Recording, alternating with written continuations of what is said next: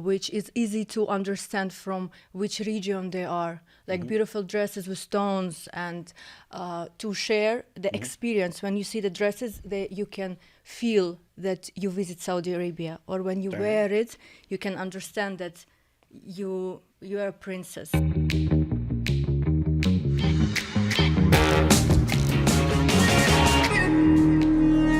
Hello and welcome to the Mayman Show. As usual, we are coming to you from our studios in Riyadh, the Kingdom of Saudi Arabia, and today we have a very special guest with us today, a Russian fashion consultant, Karina Komil. Thanks for being with us. Oh, thank you for having me here today. It's my pleasure. Yeah, well, it's always interesting to get everyone's takes on the Renaissance happening here in Saudi. So, Karina, can you introduce yourself briefly to our audience, just so they know who you are? Okay. My name is Karina, and I'm Russian.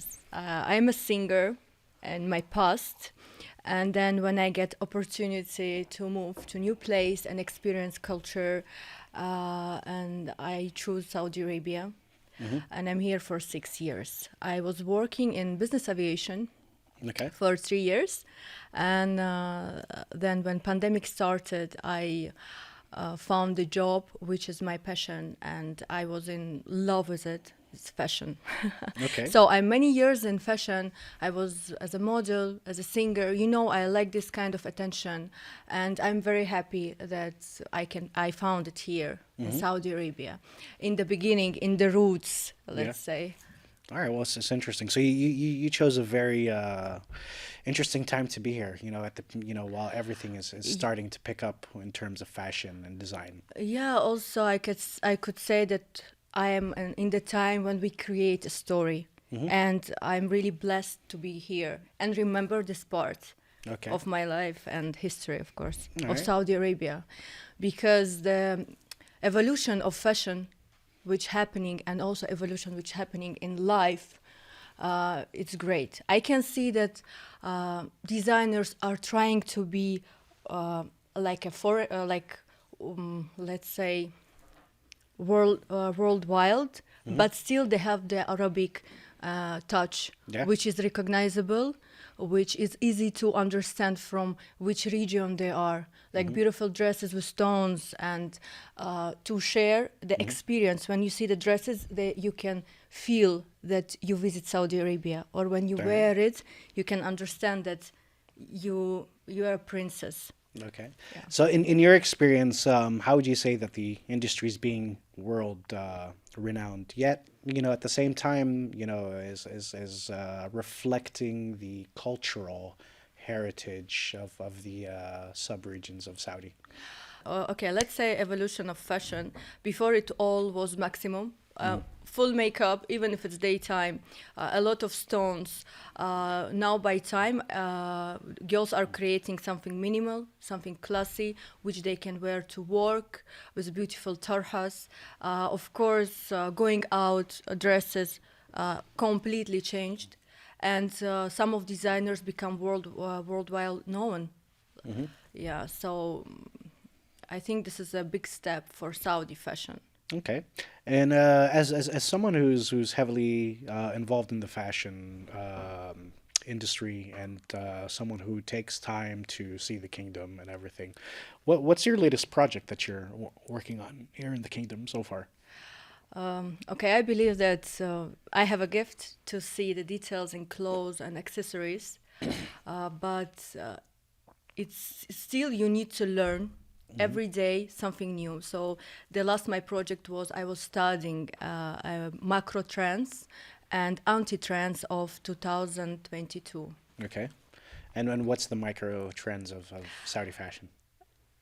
Of global micro trends. Okay, well, what's the But global? mostly now I see that it's linen and Saudi fashion, because it's summer, so everyone wants to do something natural. Okay. It's mostly Italian fabrics. Light colors, let's say classic. Also, it's become trendy. 3 pieces. It's like a abaya suit, pants, and maybe some top. Yeah, it's very very popular now. All right. And so you spend a lot of time doing lots of consulting. So you've been a model, you've been a designer. What makes each part of working in the fashion industry different for you when you handle different basically parts of it? I think as a model, I see a lot of details. Like when I wear it, the sewing part, the designing part, how the designer treats their collections, if it's about money, if it's about passion, why the meaning of collection. Of course, I can pay attention for that. As a designer, I see details like what is missing, what I would add. And I think everything is it's matching perfectly, because when I see the collection, I know what kind of model will suit for it. Short hair, long hair, what kind of body it's needed, like the spirit of collection. Okay, because it's hard to transfer your vision. What do you see? So, but mostly I see it all the time. Okay. And you're focusing mainly on Abaya wear recently. Why are you focusing on this, and why do you switch to it? I think my touch will give another vision, because not just Arabic girls like to wear abaya. We are as foreigners, some of them like to wear abaya, but we need a little bit different concept. Yeah, so maybe it's more comfortable wear with European clothes, or we don't need the sleeves because we don't feel comfortable, which Arabic girls will not do. Okay, so maybe I will more focus on the market for foreigners, and of course the collection for local, because we have a lot of population and a lot of fashionista here. All right. And can you give me basically a design or something you've worked on that you're proud of, or you feel stands out the most?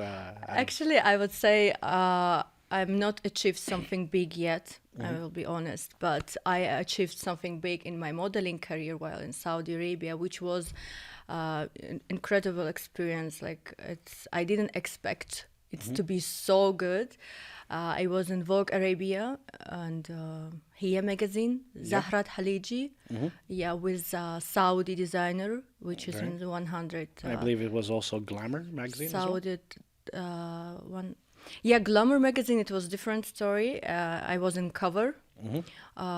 And we did all the photo shoots and all the style. I was stylist, but designer was Saudi girl, and all our team was Saudis. And I'm really proud, and I'm really thankful that they helped me in this. Okay. I feel like so much support from local people. They see something in me maybe I don't see, because I'm very critical to, but I got support from local people. Okay, so how were you? I mean, because you were saying you got support from lots of local Yeah. people, and you were working with a local designer. How were you approached for this opportunity with Vogue that ended up being on Vogue Arabia and Hiya magazine? Actually, when I saw the magazine, I was crying because I couldn't believe.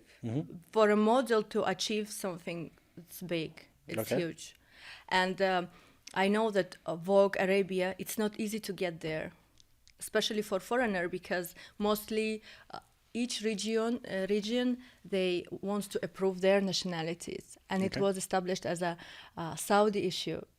So I was really happy and really proud of myself. Okay, and how were you approached for this? Like, how did it come together? Can you give us an? Okay. So Yeah. I have a friend. Her name is Nura Suleiman, and it was her first collection. So she asked me to be a model, and this collection is reflection of me, because it was so classy, and I loved it. And she's an amazing person. As a person, I love her so much. And she told me, I want you to be a model Okay. for my collection, and I agreed. And I didn't expect that it's gonna be so big. All right. And when I saw myself, like, I can't believe I'm there. Like, So- I was very happy. So in the beginning, you just thought it was you were doing Just a favor, just a regular photo shoot. Why not? Okay. And when Yeah. when the photographers were taking pictures, did you know that this was going to be on the magazine? No, they choose this picture after she Okay. applied, and I think my intention was really good. And Alhamdulillah, I got what I deserve. Okay. And how did that basically motivate and inspire you to do more? Oh, it's a very good question. Hmm. When I got there, I think I got very proud of myself, and I reached the point, and I just like released, relaxed, and I thought that how higher can I go from Okay. that? And that's all what I thought. All right, and let's go into another basically cover you were in. You were also with on a cover for Glamour Glamour, magazine. yeah, Glamour magazine, Bulgaria Glamour. Hmm. They sent a letter to my PR agent, Okay. asked me to be a cover. Hmm. I said, of course I want. Okay. So it's so nice when they other countries see you, not just Russia, not just Tajikistan, not just in Saudi, but other countries knowing you as a model. Yeah, it's a pleasure. All right, and what was that cover for? What was the theme of it? We did it. They took a simple interview from me. Okay. Yeah, All right. about my life. About your life Yeah, and as a model, as experience, and how do I feel about modeling? Some advices. It was just regular interview, I guess. okay. And aside from modeling and working in the fashion industry, you know, you're also a musician. You sing and you've Yes. been in music videos and TV Yeah. shows. And tell us a little bit about that experience for you. Like, for example, what kind of music do you sing and in what language? I sing a folklore, Tajik folklore, which is in my father language because I'm half Tajik, Hmm. and it's traditional national music. Hmm. Everyone asks me a question, Karina, why do you think sing in Tajik and not in Russian? But I feel more connected, and I Okay. don't forget the language. And I like the music. Actually, the music is what your soul sing about, right? Hmm. So I think I love Tajik music a lot. And I had an album which is finished. I had my music video which you can check on YouTube, and All right. yeah. And what's your favorite song that you've sang? And Okay. Actually, I sang a song for a football team, Istiklal.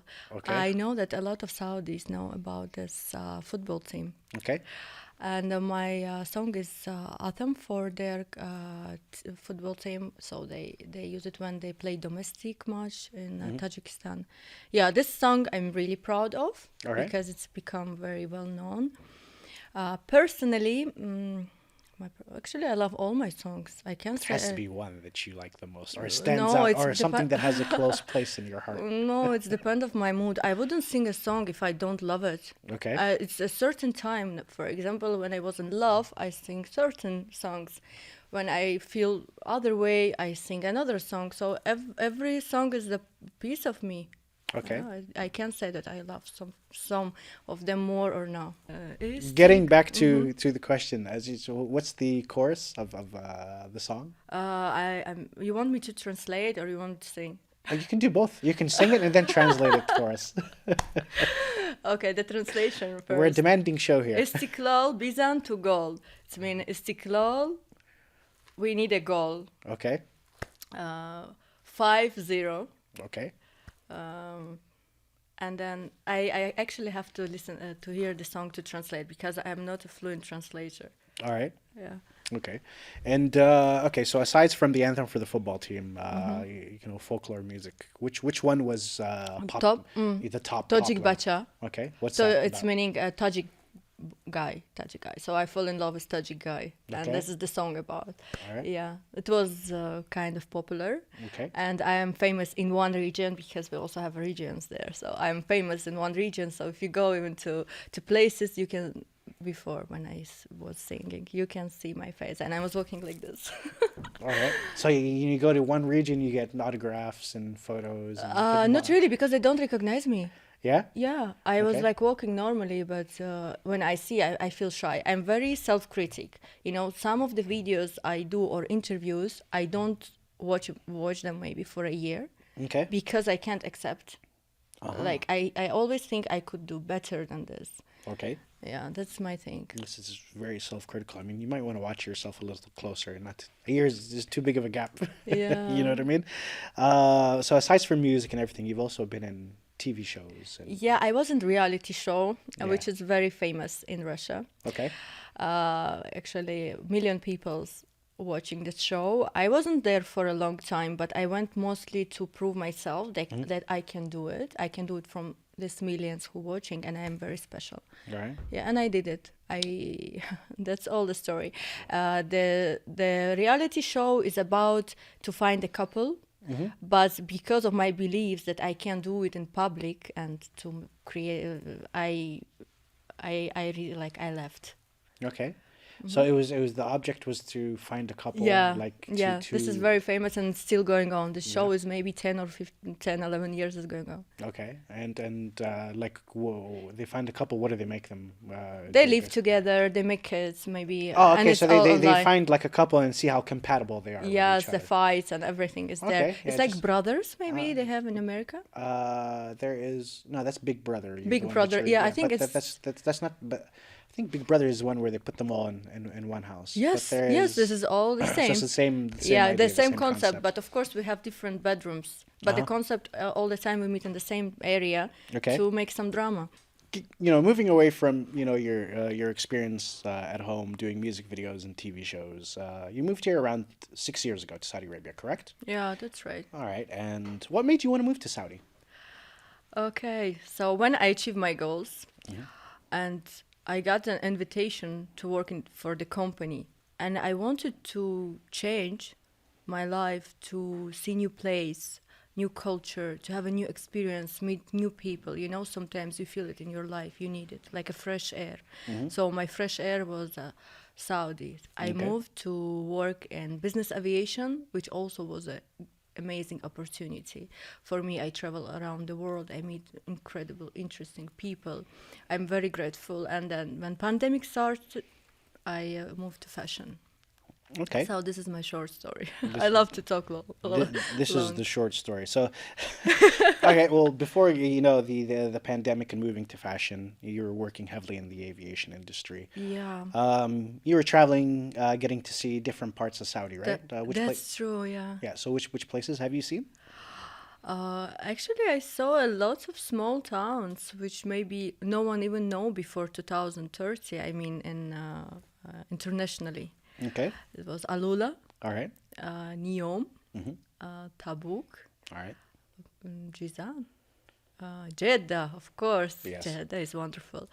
But Jeddah is not a small city. Jeddah is a major Yeah, city, Jeddah of is course, big, in of Saudi. course. Yes, I mean, you ask me in general or Okay. Well, it's in general, yeah, in general. Mostly everywhere where you have airports, I was there. Okay. So you've actually gotten a good glimpse of seeing these places before the peak of tourism development Exactly. and tourism started in the kingdom. How would you say it's changed? It's improved a lot. In the places I traveled before, they were just a project. Now they are 7 stars hotels. Okay. Yeah, All right. new airports, which are launched, beautiful. Tourists are coming there. You know, sometimes when you travel, there is no hotel for you. Okay. Even I was trying to travel to Saudi in winter time, I couldn't find a hotel because it's fully booked, which is a good sign, I think. All right. I mean, yeah, of course, it's always a good sign when hotels are fully Fully booked and booked, everything. yeah. So which one of these places would you say is your favorite? The one that you will keep coming to?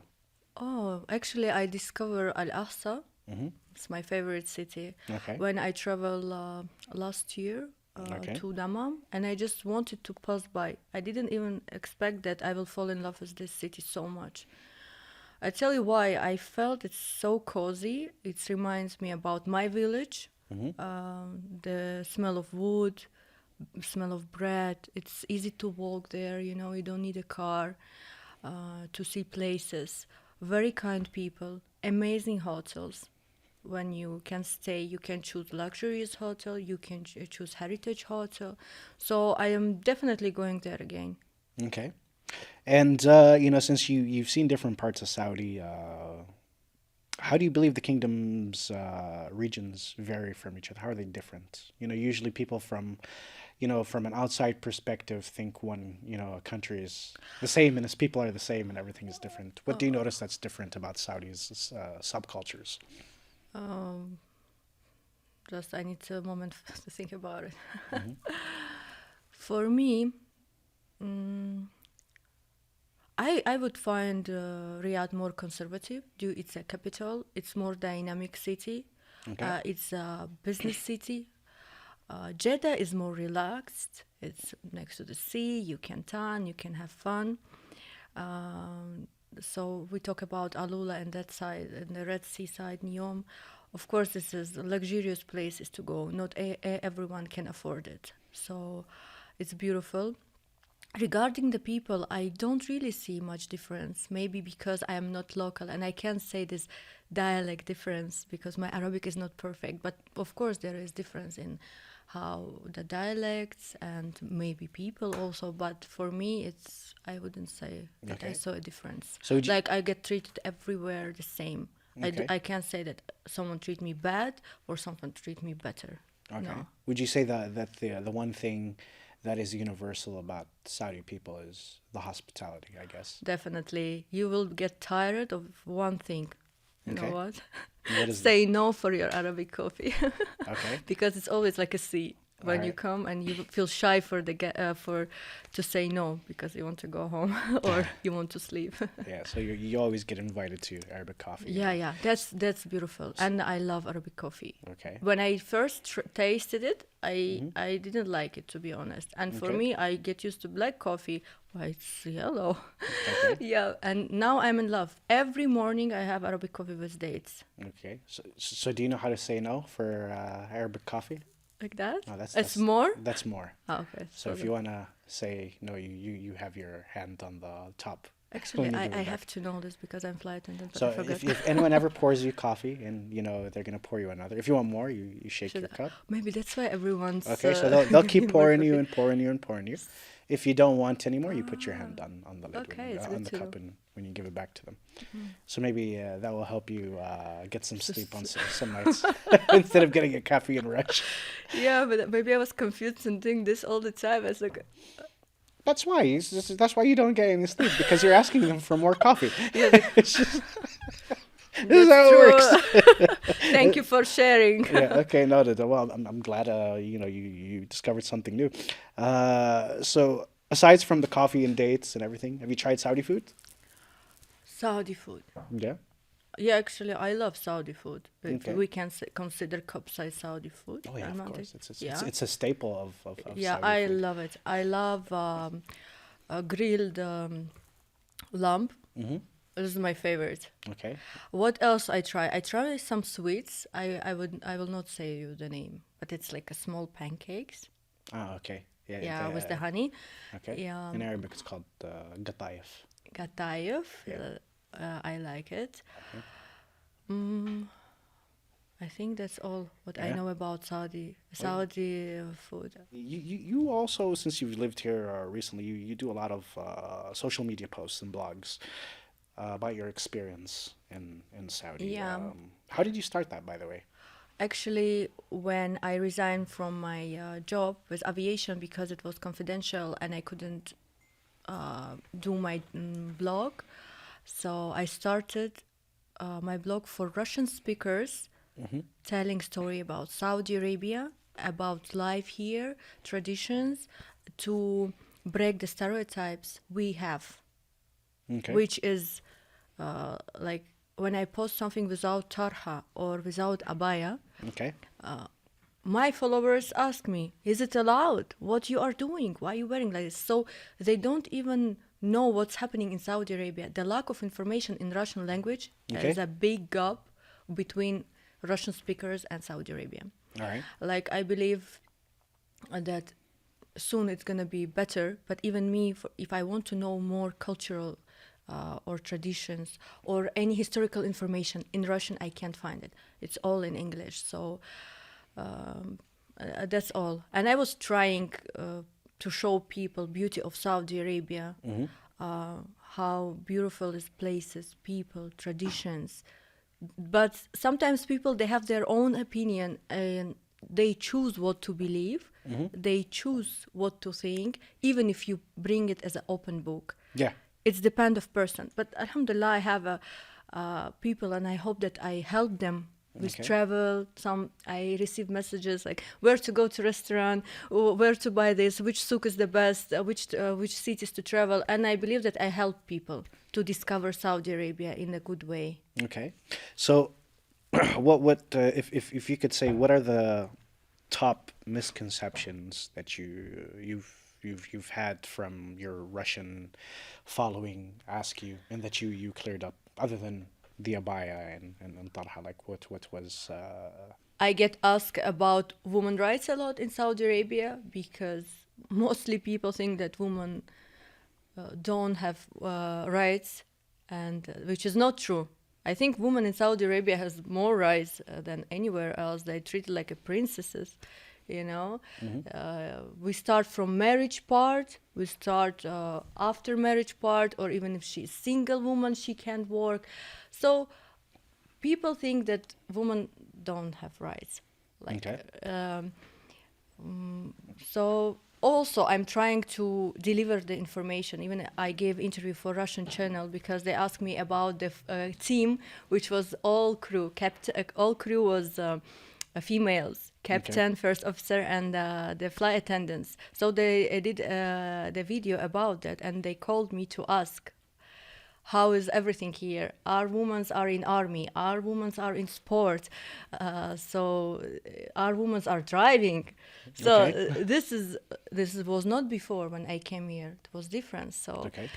now we have to tell the world that it's different. Okay. And in your experience, living here and traveling Saudi, and where do you think there is an untapped opportunity for tourism?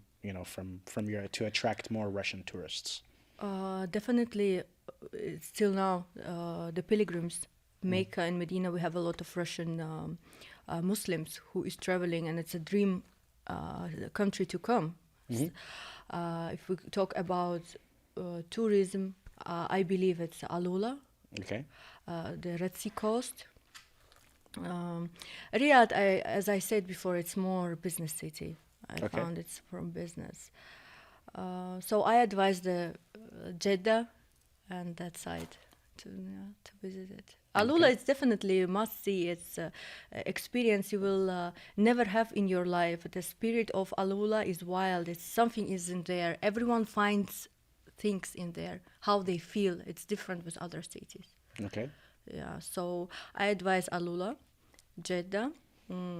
And there is one small city between Alula and Jeddah. It's Yamwaj Island. Amwaj. Umluj. Yeah. Okay. All right. That I think that's the one. Umluj. Yeah. I want to go there, but I didn't go there yet. But there you can see dolphins. All right. Yeah, that's the. You've seen more of Saudi Arabia than I have. That's the crazy I part. need to get up and see these places. So that's you see dolphins. I didn't see, but I want to go there. Oh, but I saw a lot dolphins. of videos, and people find dolphins there. Okay. And getting back to your work as a fashion consultant, where do you see the fashion industry of Saudi going and contributing to the international fashion scene? I will tell you something. When the foreigners will know about Saudi Arabia more, and it will get easy to travel, a lot of top lead agencies, models, designers, tailors, everyone will be here. Okay. You know why? Because the market is new, the market is gold, and the money is here. Okay. I mean, I noticed in the in the last couple of years there's been some strong interest in fashion. Especially like with events and everything, and you've been into some of these events as well. Princess Noura bint Faisal, she's the one who did Saudi Fashion Week, first Saudi Fashion Week. Okay. She put a big effort and meaning to Saudi fashion. I believe that everyone in fashion has to say big thank you to her, because the event she is doing, the effort she is bringing to this topic, it's huge. All right. So the Saudi fashion, we're all waiting for Saudi fashion, but because of pandemic, it was stopped. So it was just one Saudi fashion. So I can't wait to see the next one. A lot of celebrities coming here. Let's talk about Dolce Gabbana show in Alula. Okay. Wow, which was epic, Yeah, epic. it's monumental. So yeah, if Dolce Gabbana choose Alula as a spot to do their fashion show, what? There is no other question you can ask me, right? All right. And so and also we have a fashion commission that's established to develop the Yeah. fashion industry. What would you basically, as someone who's been working in the fashion industry, what would you love to see a contribution from a body like the Fashion Commission? I believe we need more schools for designers, for tailors, to make it more professional to the level like in Europe, to level in like in America, in Russia. So we know the ABC basis, and it's get be more affordable for people. It's not very high price, but also for the population to get an extra job like a designer or tailor. And of course, I would say a model agency, which will be legal, professional, and that will be great. Maybe some tailor store Okay. for everyone, but you go there and you will get a quality. Okay. Yeah, because Fashion Commission can do this. All right. Yeah. Sounds interesting. And how would you, in your words, describe Saudi talent in terms of fashion? Oh, they are different. They're so different and unique. And I would say they have a signature. Like you will understand this girl is Saudi. The beauty, if we tell about the models and bloggers or people I face, they are very beautiful, not just face, but also soul, and very unique. The features, like I love it. And I see a great talent. Like when I see a person, I know like she will be great model. And you believe or not, this model is getting to Chanel, and like 1 year later, like I have this eye for the faces. All right. I mean, that's fair enough. So Karina, you're a woman of many talents. Aside from Yeah. music and fashion and designing and modeling, you're also a poet. Yeah, So I can did right. so can you tell us a little bit about your experience in poetry? Before I had an inspiration, so it's like a period time. It's not like every day I'm writing, but one day I will release my book definitely, because I save all my poems, and it's certain times. Like one time I am writing about love, one time I'm writing about happiness, whatever. Like it's the stage of my life. I also have some poems about Saudi when I moved to Saudi, like something about desert. My life changing. So yeah, inshallah, one day when I am ready to release it, I will do it. And you know what, I was shy to tell my poems to anyone. Okay. When I was writing them, I don't know. And what made you break that shyness, I guess? All shyness or complex I have, I work on it. If I afraid to do something, I'm gonna do it You're gonna because push yourself to yes, get over it. this is what get me to singing, because I was afraid to sing, and I said no, I will sing. I Okay. can't be scared. So what if I am not confident in something? I will do myself good and I will release it, because this is like locks in you. And before we wrap up, is there anything you want to say to our audience in Arab News? Okay, I have something in mind that I want to connect Saudi Arabia with Russian speakers, not just Russian, but Russian speakers, to get closer, to know culture, to know the news, to know what's happening in the country. So maybe soon I will launch the project. It's in my mind. I'm thinking now. I'm working on a legal part of it.